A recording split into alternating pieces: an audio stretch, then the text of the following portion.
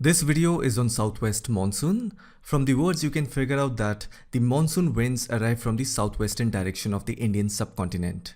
It primarily affects the Indian subcontinent. It is known as the oldest and the most anticipated weather phenomena in India, which occurs every year from June to September. That is when the summer season starts in India. Southwest monsoon arrives on the Indian landmass in two branches. A through the Arabian Sea branch and B through the Bay of Bengal branch. The Arabian Sea side of the southwest monsoon first hits the western Ghats of Kerala. Then the monsoon wind moves northern part of the country. The Bay of Bengal side of monsoon flows over the Bay of Bengal region and heads towards the eastern Himalaya and gives rain to the northeast India, Bangladesh and West Bengal. The Arabian Sea branch of the monsoon is quite stronger compared to the Bay of Bengal branch. And the reason behind that is because of the existence of the Thar Desert, that is the region of Gujarat and Rajasthan, about which I'll speak in a while. Always remember, Kerala is the first state in India to receive southwest monsoon rain. And the territory of the Andaman and Nicobar Islands are the first union territory to receive southwest monsoon rain. Because if you look at the pattern of the southwest monsoon winds, as soon as the winds hit the southernmost tip of the Indian subcontinent, a good amount of these high velocity winds travel over the open regions of the Lakshadweep Sea and hits the territory of Andaman and Nicobar Islands first. Now coming to the mechanism of the southwest monsoon. Let's begin with this image. This picture tells us the seasonal relationship between the sun and the earth. Different seasons on earth are caused by the axial tilt of the earth towards the sun. During the month of December, the southern hemisphere of the earth is more exposed towards the sun, causing summer season in southern hemisphere. The opposite happens in the northern hemisphere.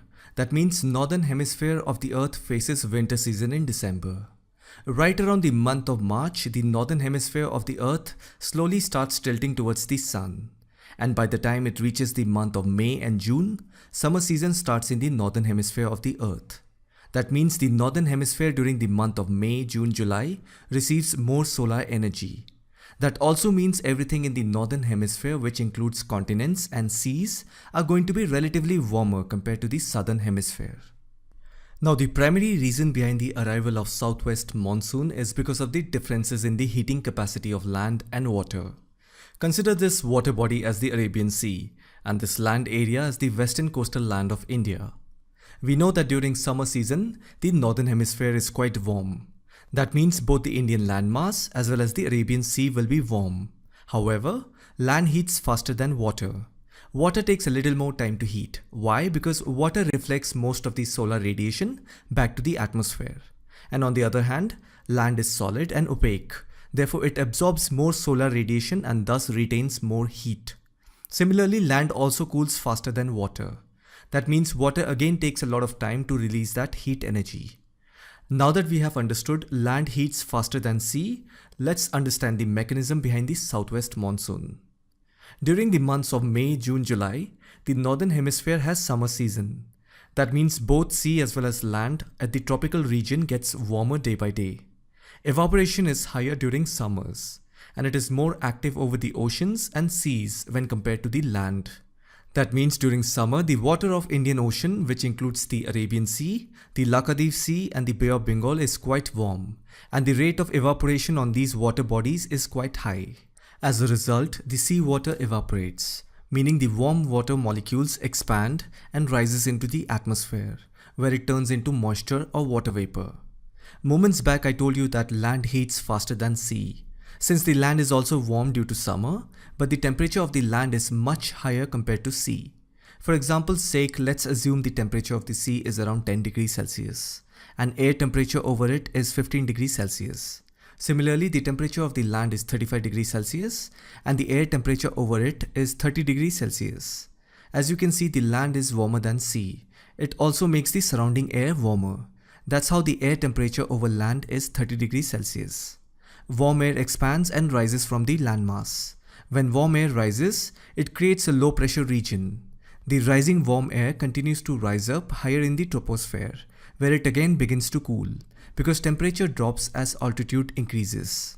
Now you need to understand that since the temperature of the air over sea is less compared to the temperature of air on land, this creates a pressure gradient, where the air from the sea starts to flow horizontally towards the coastal land of India, where the low pressure region exists.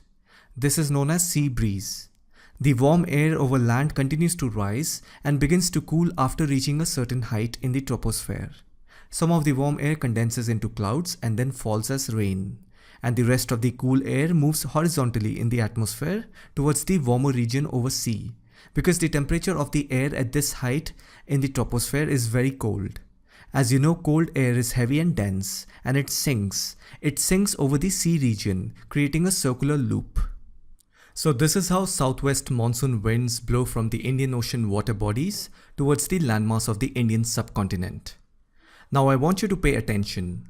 When this moist sea breeze moves towards the western coast of India, it then comes in contact with the mountains of the Western Ghats.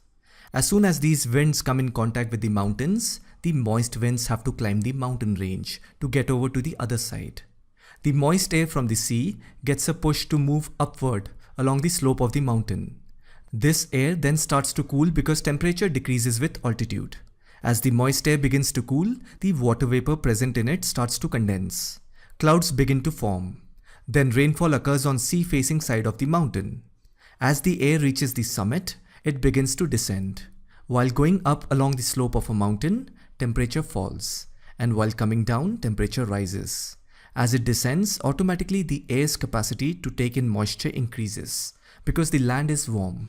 And that is how the southwest monsoon wind spreads across the rest of the Indian landmass. That is why the western coast of India at the beginning of June will face very heavy rainfall. One good example is the coastal city of Mumbai. It floods every year during the onset of monsoon. In the end, the strength of the monsoon wind is directly proportional to the temperature differences between the land and the sea. If the temperature of the landmass is very high, for example, extreme heat of the Thar Desert in Rajasthan, Gujarat and other adjoining areas creates a low pressure region which attracts the relatively cooler monsoon winds from the Arabian Sea during summer. Just remember this point. The strength of the monsoon wind is directly proportional to the temperature difference between the land and the sea. In other words, if it gets extremely hot, then the moisture level in the atmosphere will increase, and then finally it will rain.